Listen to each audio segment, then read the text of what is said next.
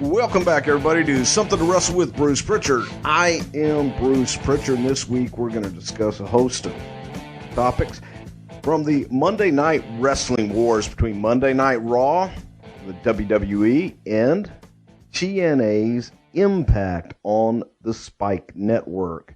All that taking place this past Monday, and we're going to discuss the cause, the effect, and what people are talking about in the industry. In addition to that, we'll talk about the new matches made for WrestleMania coming up and give you a little insight as to what I think Vince McMahon is thinking right now with all the competition that is coming at him right now, with everything that's coming up, the big shows, and the big dogs coming at him again. And it's the first time that Vince has had competition in quite a while, and I was there with Vince for 22 years, so we're going to talk a little bit about that. I'm also going to talk about the comedy shows that took place this past week, myself and Mick Foley up in Manchester, New Hampshire. That was a lot of fun, so stick with me. And John called me after listening to my first show. John really got on me a little bit. John told me that, he goes, you know, Bruce, I listened to the show, and the show was good, but it sounded like you were, well, being nice. And John went on to tell me that being nice wasn't one of my more natural traits. He said, come on, man. He says, that's not you talking. And I thought about it. And the more I thought about it, the more that I have tried to toe a company line almost in some of the things that I've said and some of my comments. So, hey, man, we're going to try and cut through a lot of that as we get into this week's topics. And I think the main topic on everybody's mind has got to be the Monday Night Wars. Now, over on USA, you have the stalwarts. You have WWE Monday Night Raw. That's been on forever, ever since, we came up with that concept in Vince's backyard in Greenwich, Connecticut. And the funny thing about it is the original concept for Monday Night Raw was to do a live event show that could actually save the company money. Because at the time, we were doing primetime wrestling on Monday nights, and we were flying in a lot of different talent. It was affecting the live event shows, and it cost so much money that show almost became cost prohibitive. And I came up with the idea to have a live show, record it, and play it on Monday nights. In addition, we would go out and get stars from the past, spotlight them on the show, and that was the show. The working title for weeks and weeks was, well, it's just going to be a Raw show, Raw. And one day, lo and behold, one of the marketing geniuses came in and says, I know, we'll call it Raw. Yeah, they're really geniuses. Not really. But anyway, Monday Night Raw against Spike TV, Spike Network, and TNA and their television show, TNA Impact. Now, TNA Impact got a big boost recently with the signing of the immortal Hulk Hogan. Along with that, you've got Eric Bischoff behind the scenes and on camera kind of pulling the strings and helping run the organization with its owner, Dixie Carter, along with founder Jeff Jarrett. Now, again, no one really knows exactly, who's in control, who's completely in charge there, but nonetheless, it's created some very interesting dynamics. Because on the coattails of Hulk Hogan arriving in TNA, you've seen some of the regulars that kind of follow Hulk around from place to place. We've seen the Nasty Boys showing up. You've seen Jimmy Hart show up. You've seen Scott Hall, the 1, 2, 3 Kid, X-Pac, 6-Pac, 4-Pac, whatever Pac he is this week. And they're all there, and you now have Sting, who's back. Sting comes out, attacks Hogan, and starting something, trying to get it going. And you can't forget the Nature Boy, Ric Flair. Now, bless his heart, Rick retired a few years ago in Orlando, Florida. Great ceremony. I was there. I watched the match between Rick and Shawn Michaels. I actually got teary-eyed watching it. And I love Rick to death personally. But I think that Rick's days in the ring are behind him. I think it is ingenious to put Rick as a mouthpiece for AJ Styles. Because Rick has that charisma. One thing that Rick has never had a problem with is talking and telling a story. See, Rick was one of those few people that could actually tell a story on the microphone. And then he stepped in the ring, and when that bell rang, he could tell you a hell of a story in between. And Flair was a master. Is a master at that. I mean, come on, you can't take it away from him, because there's guys that are, half his age that couldn't do a quarter of what Rick still can do. A lot of my comment on that is, I think that Rick is just, there comes a time when you got to hang the boots up. And I know that, Rick has a hard time doing that sometimes, but at some point he's going to have to. And I say do it now. Go ahead and get behind AJ Styles in that role and make him what you were. God forbid, make him better. You never know. So anyway, you got this war. You got going head to head. 9 o'clock Eastern, 8 o'clock Central on Monday nights. Competing cable companies. Well, on the WWE side, you got Shawn Michaels and The Undertaker starting things out. TNA side, you got Hulk Hogan, Ric Flair, and Sting coming out and beating Hulk to a bloody pulp. At the end of the night, you got Vince McMahon and John Cena in an advertised match going against the advertised match of Hulk Hogan and Abyss against Ric Flair and AJ Styles. At the end of the day, the ratings showed that WWE really soundly thromped TNA. And I'm sure those in WWE are sitting up there going, yep, see, told you so. You cannot compete with us. You can't do it. Don't even try. Well, I go back September 11th, I guess 1994-ish. Maybe 93. I'm not really sure on my dates, so all you historians out there don't get upset about that. I know it was September 11th because Ric Flair was supposed to be in Stamford, Connecticut shooting a commercial for Monday Night Raw. And he no-showed because he showed up in Minneapolis, Mall of America, for Monday Nitro's first ever debut show. That time, Nitro was on the TNT network, owned by Ted Turner. They did a respectable number because Monday Night Raw that night was preempted. Well, as time went on and there were head-to-head competitions with Nitro against Raw, soundly Monday Night Raw would defeat Monday Nitro. Eric Bischoff did things like he would tell you who won in the main event long before the main event ever went on the air because Raw was taped and Nitro was live. So Eric's thinking was, hey, I'll tell you the outcome on their show because it's already been taped, but you never know what's going to happen over here on Nitro because we're live. Some people cried foul, some people called dirty pool. At the end of the day, man, it was pretty good business because it got people talking. It got people talking about wrestling again. It got people talking about the business. It got people excited. They were like, what is that jerk going to do this time? He was a jerk because he didn't play by the rules. But really, who made the rules? At the end of the day, who made the rules? And after all, rules are made to be broken. And Eric Bischoff did a very good job of breaking those rules. Tore down the boundaries.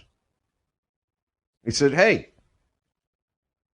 there's talent up there that's drawing. Let's go get them. He signed Kevin Nash. He signed Scott Hall. 2 top stars in the WWE at the time.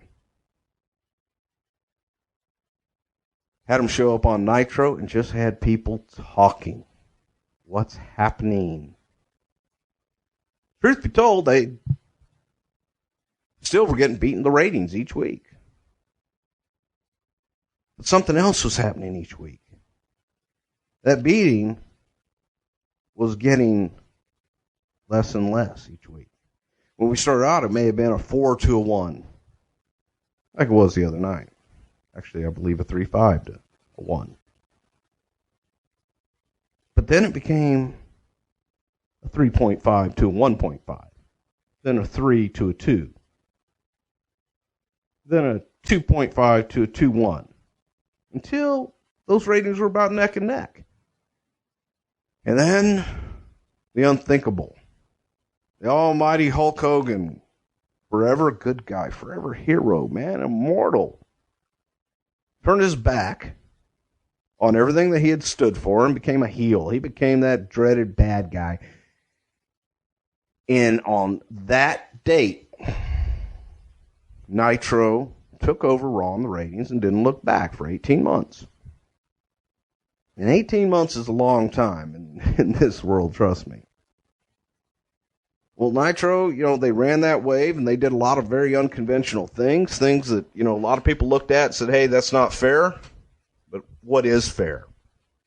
And as you look at this war, it's going to be very interesting. You've got Jeff Hardy showing up.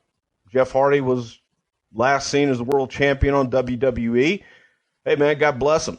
Jeff's got a lot of issues, legal issues coming up with alleged drug dealings and things of that nature, all alleged. But he still has to face those in the courtroom and solve those issues before Jeff can be really any kind of force for TNA. But I got to give TNA credit for at least putting him on the air and giving their show that air of unpredictability. Over on the WWE side, you got Taker and Shawn. Now, what are you going to do with this? You've got The Undertaker, who is the attraction. He is the man. And you got Shawn Michaels, Mr. WrestleMania. Are they really going to end The Undertaker's undefeated streak at WrestleMania? The other side of that question, are they really going to have Shawn Michaels retire after WrestleMania? To me, that's the beauty of a great match. That's the beauty of an attraction. It's an attraction that you can't call. It's an attraction that you sit there and you go, well, I really want this to happen. When you think about it, I really like to see the other one as well. You can't call it. You can't feel it. You can't put your finger on it and say, yes, definitely, this is what I want to happen. So I think I've done well there. You got Edge versus Chris Jericho. Hey, man, it'll be a great, what's the guy in California, how he rates his matches? Oh, this will be a great 4-star match. Yeah, cool. I think they kind of rushed Edge's return. They rushed Edge's return, put Edge right back in the ring. Great heel. And now, because he's been out for a while, now they come back, and now he's Mr. Babyface, kissing babies and stuff. I think they would have been served better to keep Edge a heel and let him be who he is. Edge likes to be booed. I'm just not sure if those two are going to draw. But again, you've got Undertaker versus Shawn there. That's going to draw for you. The other side of that coin, you've got John Cena and Dave Bautista. It's a good story. And what I like about that story is that it's kind of an old-fashioned wrestling story. I don't like you. You don't like me. You got the title. I want it. God, that's simple, isn't it? WrestleMania coming up should be a hell of a show. Next week, again, we've got Monday night, the Wars, one-on-one, head-to-head. I think we're looking at some very interesting months and years to come. Because I sure don't see Eric and Hogan sitting back and resting on their laurels. I see them going out to win. I see them going out to win and then maintain. I hope they've learned from past mistakes. I hope we all have. So it's going to be very interesting to see what does lie ahead for the Monday Night Wars. And in a year from now, whether we're talking about Monday Night Wars or whether we're talking about, hey, it's only TNA on Monday nights. Raw went away. Or it's only Raw on Monday nights once again. No more TNA. So it's going to be very interesting. Interesting times coming up. Just last week, I had the wonderful opportunity travel up to Manchester, New Hampshire to perform with Mick Foley, a hardcore legend, Mick Foley. And we're up at the Palace Theater in Manchester, New Hampshire to do what is being billed as Total Extreme Comedy.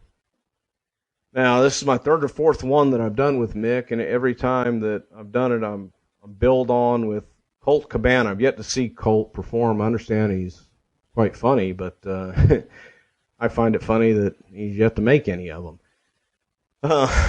But it's actually... we've kind of turned it into a hell of a fun show. John Layfield and Jerry Briscoe laugh at me and say, "You ain't funny." But I think we get some good laughs from our audiences that we've had. We did have a great audience, tremendous response there in Manchester, and it was a lot of fun. Got to try out a lot of new material. My Jerry Jarrett jokes, which were new. I wanted to try something a little different out. Well, they bombed. No one knew, no one cared, no one anything on the Jerry Jarrett stories. And I guess you kind of have to know Jerry Jarrett to really appreciate the idiocy, I guess, of one Mr. Jarrett. But it was a lot of fun. We get up, we tell stories of the road, we tell stories of our years in the wrestling business. Do a few imitations like the Macho Man, Randy Savage. Dig it? Yeah. And of course, there's the American Dream, Dusty Rhodes, live and in living color, the second most recognizable athlete in the entire world, second only to Muhammad Ali. And talk about the times we spent on the road and some of the funny stories that took place. And I'll share some of them as soon as I can figure out how to do it on the air without cussing, which was very tough when we appeared in Las Vegas at the Hilton. It was an all-ages show, and they told us about an hour before we were on. And I realized that every one of my stories was just laden with profanity. And I went out. There were quite a few kids in the audience. I was kind of hoping, okay, it's an all-ages show, but who's going to bring their kid to a comedy show like this? Nobody. Come on. So I asked them to turn the lights up, and, oh, man, there were so many kids out there. It was embarrassing. So I tried to curtail. I actually succeeded, but... the trying part was a little difficult. I curtailed my cursing and didn't curse, and I had to tell the story about my kids because my language at home is atrocious, and I curse quite a bit around the house. Unfortunately, my kids will always go in, and no matter what I say, they'll go and run to their mother and say, Dad said HE double hockey sticks. And I figured it out. It's not really that, I do cuss a lot, but the only reason they bust me for hell is because it's the only word that they can spell. So I think I'm fairly safe until they get a better spelling teacher or their friends start writing them notes with some more descriptive vocabulary in them. But should be interesting. But the comedy's been a lot of fun. We're going to be in Phoenix on March 27th, the night before WrestleMania at the ASU campus in one of the theaters there. You can get tickets. Check out TotalExtremeComedy.com to get your tickets for that one. It should be a great show. Myself, Mick, and Colt Cabana. I'll believe it when I see it. We'll all be appearing there, and we really have no time limit. It's a 10 o'clock show, so it'll be after all the wrestling events that night, including the Hall of Fame with the WWE. And it should be a lot of fun because we're going to have a few guest appearances from some different people and come on in, and that should be a blast. Roddy Piper is doing a comedy stand-up a few days before that somewhere in Tempe, I believe at the Improv, and wish Roddy nothing but the best. He's real good friend of mine, and actually one of the people at the meet and greet after our comedy session this past time in Manchester came up and was like, Bruce, why didn't you do any Roddy Piper imitations? I was, oh man, if ever there was something to talk about, with the hot rod Roddy Piper, I really screwed up. I just don't know. I forgot. Yeah, I just kind of forgot. Hey, it's Conrad Thompson. Thanks for checking out the podcast here on YouTube. Be sure to hit the subscribe button and the notifications bell so you get a notice anytime we upload some new content. And go save yourself some money right now. If you're in a 30-year loan or you have credit card debt, it's not a matter of if I can save you money. It's a matter of how much. Find out right now for free at SaveWithConrad.com.